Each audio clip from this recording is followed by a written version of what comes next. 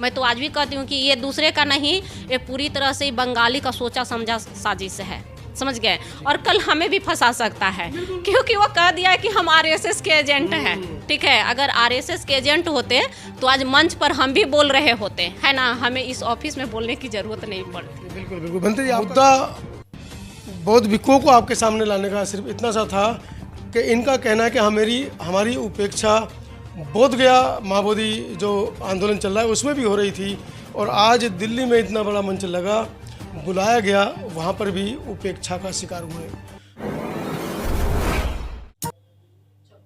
आज 5 जून है और मेरी उपस्थिति इस समय दिल्ली में है। मेरे साथ तमाम मेरे भिक्षु संघ के आदरणीय बौद्ध भिक्षु हैं, परिचय भी कराऊंगा उनसे, लेकिन उससे पहले कुछ आपको अवगत करा दूँ स्थितियों से। बोध गया में महाबोधि महाअभियान को लेकर पिछले 100 दिन से ज़्यादा हो चुके हैं, धरना प्रदर्शन चल रहा है। तमाम समता आवाज़ पे धरना प्रदर्शन की वीडियोज़ आपने देखी हैं। उस धरना प्रदर्शन को लेकर कुछ मनमुटाव चल रहे थे बौद्ध भिक्षुओं में, उपासकों में, और ये बात आ रही थी कि कुछ जो नेतृत्व करता है वो कहीं ना कहीं नेतृत्व को एकाकी की तरफ खींच रहे थे, सभी का नेतृत्व उसमें नहीं हो पा रहा था। तो उसमें कुछ लोगों ने आवाज़ उठाई कि नेतृत्वकर्ता जो हैं वो ढंग से नेतृत्व नहीं कर रहे हैं, हमें भी समिति में शामिल होना चाहिए। 13 मई को एक मीटिंग होती है 100-200 आदमियों की बैठकर बोधगया में, और इस पूरे मामले को लेकर एक राष्ट्रीय समन्वय समिति बनने को लेकर सहमति होती है, और उस सहमति में ये विचार निकल के आता है कि 5 जून को पहले तो हम एक जंतर मंतर पर धरना प्रदर्शन करेंगे, और उसके बाद 6 और 7 तारीख को और 8 तारीख को एक समन्वय समिति को लेकर एक मीटिंग करेंगे। आज वही धरना प्रदर्शन जंतर मंतर पर था, जिसकी वीडियोज़ आप देख रहे हैं। नमस्कार, मैं हूं मनोज अंतानी और आप देखना शुरू कर चुके हैं समता आवाज़ टीवी। मेरे साथ भिक्षुनी वंदना रतन है, इनको आप पहले भी जानते होंगे। 4 अप्रैल को जिस दिन बोध गया से सैकड़ों की संख्या में बौद्ध भिक्षुओं का जाना था पटना तक के लिए, जो एक यात्रा निकाली थी, उस दिन भिक्षुनी जी ने उस यात्रा का विरोध किया। उन्होंने कहा था कि जब हमारे नेतृत्वकर्ता बनते नहीं हैं तो मैं एक जो बनते नहीं है उसके नेतृत्व में क्यों चली जाऊं। बंती जी, पहले तो आपका स्वागत है। बहुत बहुत साधुवाद आपको, जो आपने अपना चैनल में हमें टाइम दिया इसके लिए, और सभी दर्शकों को मंगल कामना। बंती जी, परिचय दीजिए हमारे दर्शकों को अपना। सबसे पहले आपको साधुवाद, और जो भी दर्शक देख रहे हैं उनको नमो बुद्धाय, जय भीम, और सभी को मंगल कामना करते हुए मैं भंते शीशमणि बोध गया से हूँ। जी, मेरा नाम भंते विमल कृति, नाग संस्कृति बुद्ध विहार चैरिटेबल ट्रस्ट कणसर, जिला बक्सर, बिहार का हूँ। मैं सम्राट अशोक विजयदशमी से हर साल 50,000 का धम्म दीक्षा का कार्यक्रम लगाते रहते हैं, और आपके चैनल को समतावाद टीवी को बहुत बहुत धन्यवाद, साधुवाद देते हैं, और जितने आपके दर्शक हैं उनको भी साधुवाद धम्म कामनाएँ करते हैं। दिन दुना रात चौगुना आप लोग आगे बढ़िए, ये मेरी धम्म कामनाएँ हैं। भंते विमल कीर्ति जी, बोध गया पटना बिहार के अंदर कोई ऐसा अम्बेडकरवादी, ऐसा कोई बुद्ध को मानने वाला नहीं होगा जो भंते विमल कीर्ति जी का नाम जिसने ना सुना हो और उनसे चर्चा ना हुई हो। भंते विमल कीर्ति जी हर साल एक बहुत बड़ा, जैसा कि उन्होंने बताया कि अशोक विजयदशमी पर, और इन्हीं के माध्यम से इस बार ये पहला बार था इतिहास में कि तथागत बुद्ध का जो भव्य महाविहार है सम्राट अशोक ने बनाया, और बोध गया में ही नहीं पता कि सम्राट अशोक ने इसको बनाया था। और आप लोगों के आह्वान पर 5 अप्रैल को ये अपने आप में एक अनोखी घटना थी कि बुद्ध गया में, बोध गया में महाविहार में पूजा अर्चना की गई, और उसके बाद फिर सम्राट अशोक की जन्म जयंती बड़े ही हर्षोल्लास के साथ धरना स्थल पर मनाई गई। बंदे जी, आप आज दिल्ली आए और मुझे लगा कि कुछ रोष है, क्योंकि ये बात आपने वहाँ पर भी कही थी कि बोध गया के अंदर बिहार के भिक्षुओं को वो सम्मान और उनकी जो जगह होनी चाहिए वो नहीं मिल रही है, और वही आज भी देखने को मिला, जैसा कि आपने अभी चर्चा में बताया। क्या कहना है इस पर? जी, मेरा तो कहना यही है, सभी हमारे भारतवासियों से, धम्म प्रेमियों से, और हमारे बिहार के जो बिहारवासी हैं धम्म प्रेमी हैं, उनसे भी, कि आंदोलन देश के कोने कोने से हुआ और विदेशों से हुआ, लेकिन जिसे करना चाहिए था, जहाँ होना चाहिए था, वही नहीं हुआ, है ना। मेरे घर छोड़ करके पूरे शहर में बरसात हुई, वही वाला बात हो गया। बिहार के लोग इस आंदोलन में समर्थन तो किए, लेकिन कभी लामा ने दिखने नहीं किसी को दिया।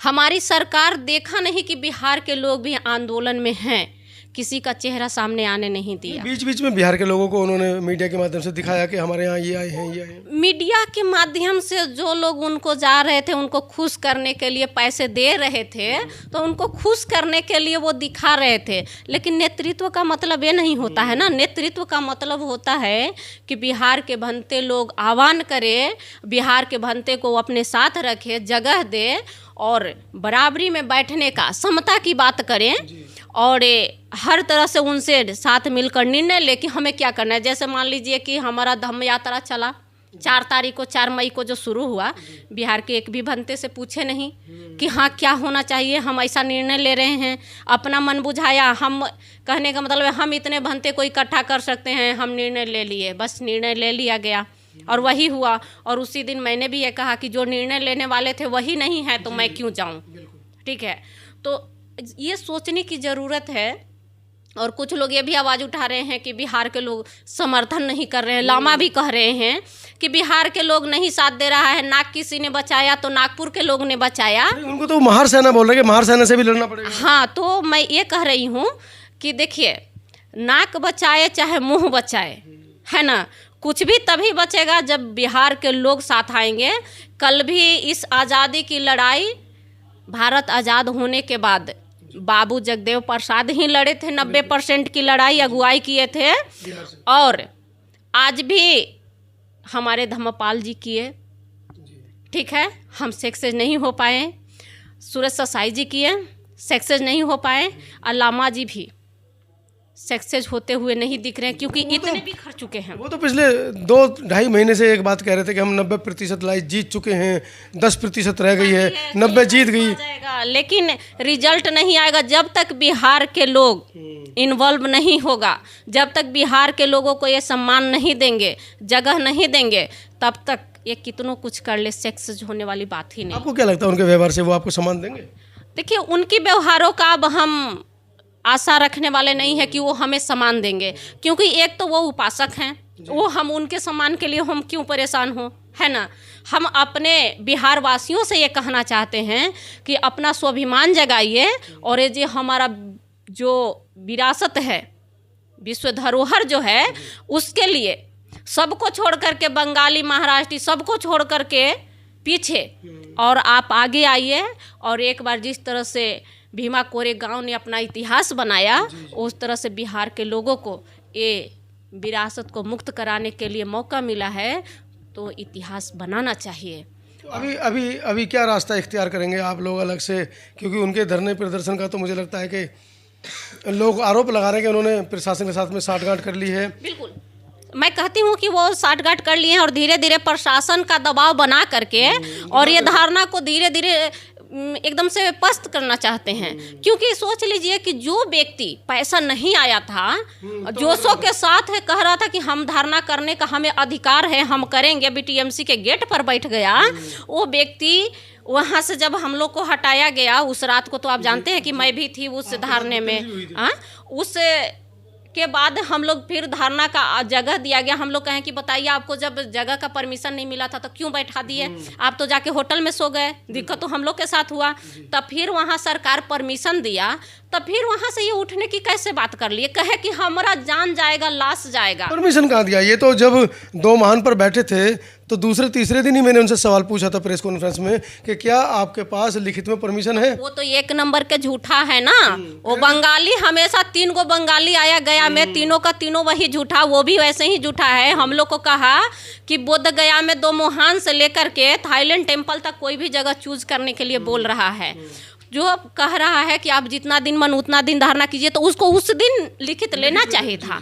तो ये तो खुद नहीं करना चाहता है। वो देखा कि लिखित ले लेंगे तो हम बंध जाएंगे जनता से, फिर हम प्रशासन के साथ मिल करके आई जो कर रहे हैं वो कर नहीं पाएंगे। और इसीलिए इस आंदोलन का जो आज शुरुआत हुआ है यहाँ कमेटी गठन का, इसीलिए वो आना नहीं चाहता है कि जब हम अकेले थे तो कुल निर्णय हम खुद लेते थे, अब जब कमेटी में हम बन जाएंगे तो हम उतना निर्णय नहीं ले पाएंगे। सब ये डर है उनको।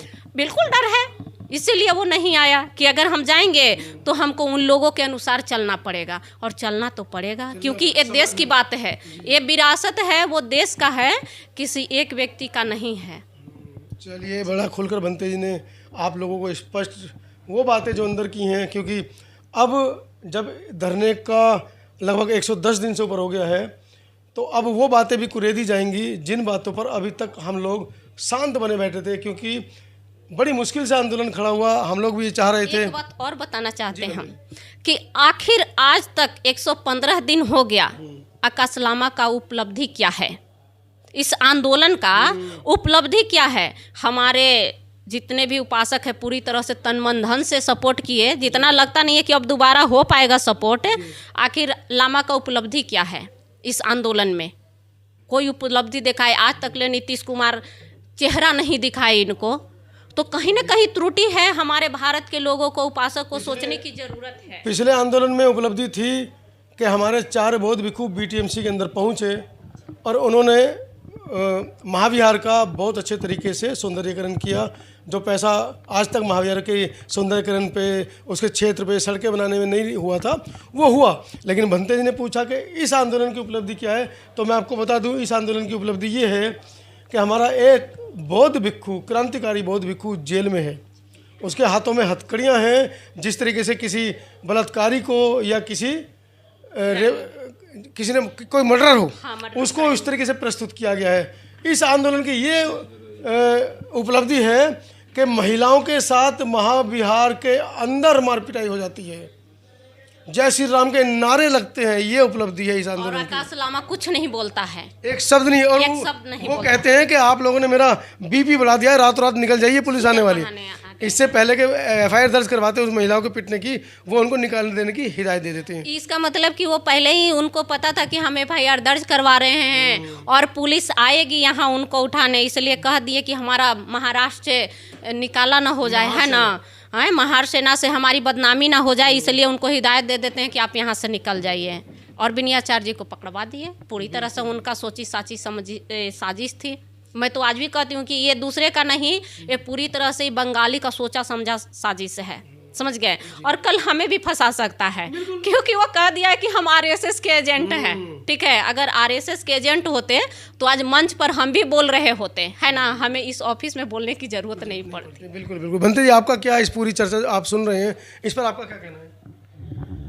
सबसे पहले आपको बहुत बहुत साधुवाद, और जो दर्शक देख रहे हैं उनको नमो बुद्धाय, जय भीम। मैं स्पष्ट कहना चाहता हूं कि इस देश में जो महाबोधि महाविहार मुक्ति आंदोलन का जो लड़ाई है, मैं समझता हूं यह एक आंदोलन नहीं, एक क्रांति है।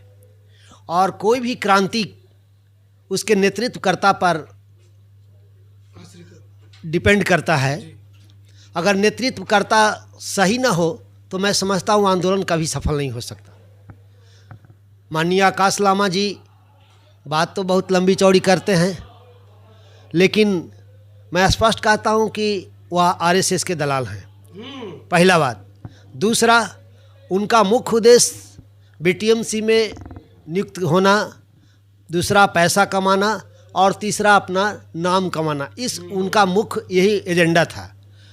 तो ये इसके लिए ये आकाश लामा जी ने ऐसा ही एक साजिश बनाया जो कि हमारे पूरे विश्व के बौद्ध समझ नहीं पाए, और पूरे दुनिया के साथ, दुनिया के बौद्धों के साथ यह बहुत बड़ा जो है अन्याय किए हैं। दुनिया के साथ बहुत बड़ा यह गुमराह किए हैं समाज को, बौद्ध समाज को। चूँकि सीधे साधे बौद्ध लोग होते हैं, इनका एजेंडा था कि बौद्ध लोग को पकड़ लो, बुद्ध की विरासत को बचाएंगे क्या, या बुद्ध की विरासत को लुटा दिए।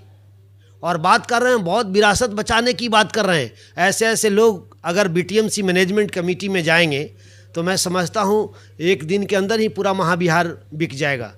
तो ये खास करके आकाश लामा जब 17 सितंबर का मीटिंग के पटना में हुआ रैली धम्मपाल अन्नागारी जी के जयंती के अवसर पर, मैं उसके पहले भी अम्बेडकर भवन के समीक्षा बैठक में प्रस्ताव रखा था और आंदोलन के समीक्षा बैठक के बाद भी प्रस्ताव रखा था कि अगर कोई आंदोलन करना है तो उसका सिर्फ एक बैनर हो, सिर्फ उसका नाम महाबोधि महाविहार मुक्ति आंदोलन बैनर का नाम हो, और दूसरा एक कोर कमेटी बने जिसमें जो भी लोग आंदोलन में आएंगे मैं उन सबको आंदोलन में रखूँगा और सबका एक जो पद चिन्ह होगा वो डेमोक्रेटिक होगा। जैसे कि मान लीजिए अध्यक्ष सचिव कोषाध्यक्ष होंगे और जो सदस्य होंगे, जितना पावर अध्यक्ष का होगा उतना पावर सदस्य को होगा, और जो भी आंदोलन में आएंगे उस सबको मैं रखूँगा, चाहे वो उपासक हो, चाहे वो भिक्षु हो, चाहे भिक्षुनी हो, चाहे उपासिका हो, चाहे वो हिंदू से हो, मुस्लिम से हो, सिख से हो, कोई भी रिलीजन से हो, सभी लोग जो आंदोलन में मेरा साथ देगा उन सभी लोगों को कोर कमेटी में रखेंगे।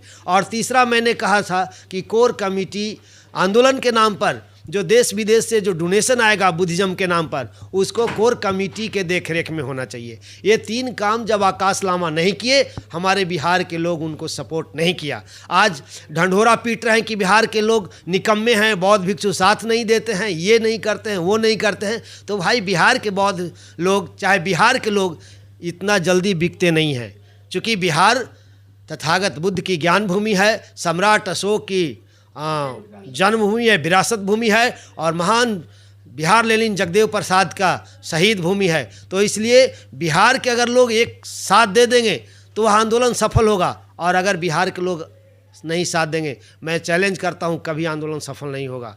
और यह जैसे मैं कहना चाहता हूँ कि आंदोलनकारी, आप रसिया की बात, मैं एक उदाहरण पेश करता हूँ कि रसिया में जब लेनिन ने आंदोलन किया तो उनका आंदोलन हमेशा सफल होता था।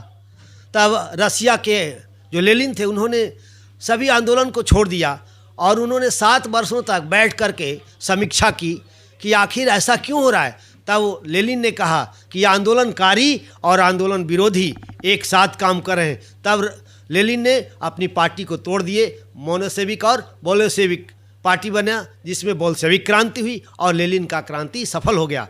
तो मैं पुनः पूरे विश्व के बौद्ध अनुयायियों से कहना चाहता हूँ कि अगर महाबोधि महाविहार मुक्त करना है तो हमें सिर्फ आंदोलनकारी लोग इस आंदोलन को करेंगे तभी आंदोलन सफल होगा, अन्यथा आंदोलन विरोधी करेंगे तो यह क्रांति आंदोलन सफल नहीं हो सकता है।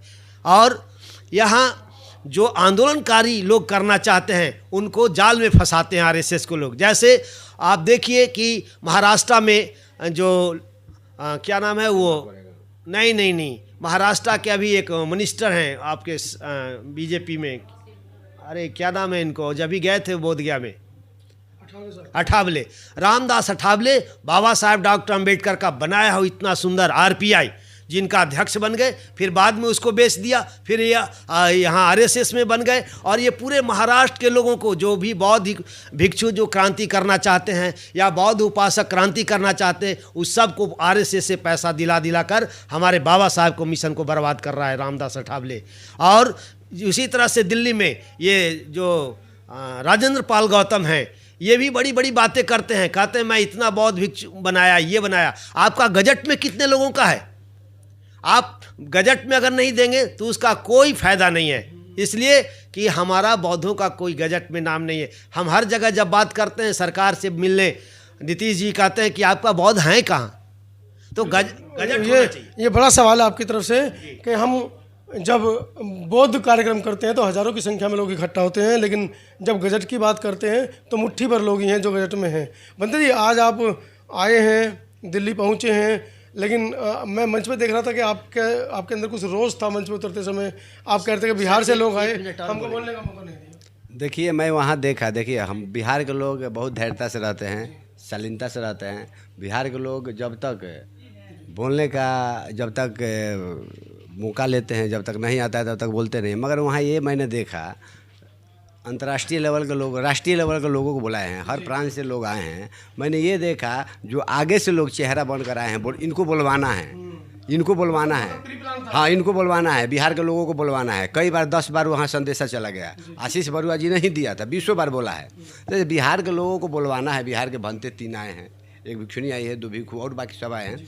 तो उन लोगों को बोला तो वो लोग पहले से मंच पर आकर बैठे हुए हैं, और पीछे से लोग आ रहा है, उनको आगे वाला चेहरा को पीछे वाले के लोगों को बुलवा रहे हैं। अंत में कहते हैं भंते जी खत्म नहीं, खत्म हो गया, क्यों सभ्यता बोल के ख़त्म कीजिए। तो हम लोग सभ्यता कब बोलेंगे? जब बिहार के लोगों को स्पेशल बुलवाए हैं, आप इसमें आइए, राष्ट्रीय लेवल का कोर कमेटी बनेगा, उसमें भागीदारी रखिए। तो बिहार के लोगों को कहीं नहीं बुलवाए, बिहार के लोगों को नहीं बोला, इससे हमको दुख नहीं है, मगर सिस्टम से लोगों ने नहीं रखा। मेरा कहना है जो लाइन से आया, जैसे जैसे आया वैसे वैसे 2 मिनट बुलवाना चाहिए, मगर बुलवाना चाहिए। ये नहीं हुआ, हमको बहुत बड़ा दुख हुआ। इसीलिए कि हम लोग काम करने में विश्वास करते हैं, बोलने में विश्वास नहीं करते हैं। और जो BT एक्ट के बारे में पूछना चाहेंगे हम आपको बताएंगे, क्या कहना चाहते हैं। तो भंते क्या, जैसे भंते ने बताया कि हमको बोलने का मौका नहीं मिला, या बिहार के बौद्ध भिक्षुओं को मौका नहीं दिया गया, क्योंकि महाबोधि महाविहार लड़ाई तो बौद्धों की है, क्या कहना है इस पर? मेरा यही कहना है कि सबसे पहले जो कमेटी का निर्णय लेते हैं लोग कि मीटिंग कैसे करना है, जो प्लान करते हैं, सबसे बड़ी उनकी गलती यही होती है कि बुलाते हैं बौद्ध भिक्षु को, धम्मगुरु को, कहते हैं कि हमारे धम्मगुरु हैं, और मंच पर सबसे पहले बुलाते हैं किनको? उपासक लोग को, नेताओं को, उनको जगह देते हैं। जब आपको आंदोलन, आपको हर बार बोला जा रहा है कि ये भिक्षुओं द्वारा होना चाहिए, ये बौद्ध विहार। आज तो मंच पर सारे भिक्षु ही बैठे थे तो भिक्षु, लेकिन आकर के तो बोल रहे थे सब उपासक ना, नीचे से मंच पे बैठा दिया गया आपको देखने के लिए, फोटो खिंचाने के लिए, अब बोलने के लिए नीचे से लोगों को बुलाया जा रहा था। क्या फ़ायदा हुआ? बोलने का मौका भी तो भिक्षु को मिलना चाहिए। ऊपर से हम हमेशा कहते आए हैं कि समता की बात करने वाला ये मिशन के लोग बिल्कुल गद्दार की तरह दिखते हैं, शेर की तरह कहते हैं कि हम हैं, लेकिन सियार की तरह दिखते हैं। क्योंकि उस मंच पर कम से कम 20 भिक्षु होंगे, 4 ही भिक्षुनियाँ थी, उनको भी सबसे पीछे जगह दिए। 4 भिक्षुनी को क्या आगे नहीं बैठा सकते? भिक्षुनी ने किसी ने भाषण नहीं दिया? नहीं, 1 भिक्षुनी, 2 भिक्षुनी दिए हैं, वो भी हम कह दे तो महाराष्ट्र, 2 महाराष्ट्र वाले ही दिए। बिहार की अकेली में भिक्षुनी आई थी, बोलने नहीं दिए। खैर उसका हमें ये गम नहीं है कि बोलने नहीं दिए, लेकिन कम से कम हम इसलिए लड़ रहे हैं कि जो समता की बात आप कर रहे हैं, जो समता की लड़ाई लड़ रहे हैं, उसमें आप समता की तो कोई काम ही नहीं कर रहे हैं। बिहार सरकार भी हमको 50% का आरक्षण दे रखा है, आप क्या दे रखे हैं? 4 भिक्षुनी को बोलने का मौका नहीं दिए। अरे जो पहले से बोले हैं लोग, राजेंद्र पाल गौतम को कौन नहीं भाषण सुना है? हाँ, जो हमारे वकील साहब बोल रहे थे उनका भाषण कौन नहीं सुना है? कम से कम जो नए चेहरे आए हैं उनको बोलने का मौका देना चाहिए। मुद्दा बौद्ध भिक्षुओं को आपके सामने लाने का सिर्फ इतना सा था कि इनका कहना है कि हमारी उपेक्षा बोध गया महाबोधि जो आंदोलन चल रहा है उसमें भी हो रही थी, और आज दिल्ली में इतना बड़ा मंच लगा, बुलाया गया, वहाँ पर भी उपेक्षा का शिकार हुए। बिहार अपने आप में बुद्ध भूमि है, जहाँ पर तथागत बुद्ध को ज्ञान प्राप्त हुआ, वो वहाँ जन्म लेते हैं, परिनिर्वाण भी होता है उनका, लेकिन वहाँ के बौद्ध भिक्षुओं को ना तो बोध गया आंदोलन में जगह मिलती है, ना दिल्ली के मंच पर जगह मिलती है। बाकी कल और परसों 2 दिन के अधिवेशन में देखेंगे क्या कमेटी में भी इन लोगों को जगह मिल पाएगी या नहीं। इस सवाल को मैं आप लोगों के लिए छोड़ता हूँ। पूरी वीडियो के बारे में आपकी क्या राय है कमेंट सेक्शन में ज़रूर लिखें। धन्यवाद।